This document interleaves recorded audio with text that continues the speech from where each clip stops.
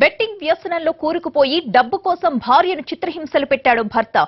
ఇంట్లో ఉన్నవి మొత్తం తగలేసింది కాకుండా అదనపు డబ్బు కోసం భార్యను ఇంటి నుంచి గెంటేశాడు. సికింద్రాబాద్ బోయినపల్లి అంజయ్ నగర్ లో జరిగింది ఈ ఘటన. తనకు న్యాయం చేయాలంటూ భర్త నరేష్ ఇంటి ముందు ఆందోళనకు దిగింది శ్వేత. ఆమెకు మద్దతుగా మహిళా సంఘం నేతలు కూడా అక్కడకు చేరుకున్నారు.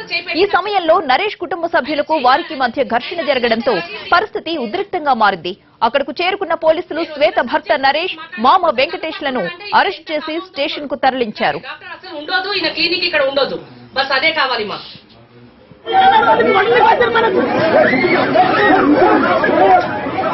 పెళ్లి సందర్భంగా తన తల్లిదండ్రులు 10 లక్షల కట్నం 20 తులాల బంగారం ఇచ్చారని శ్వేత చెబుతోంది.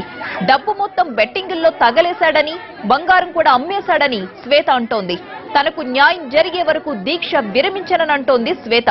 నరేష్ కుటుంబ సభ్యులు మాత్రం అదేమీ లేదంటున్నారు.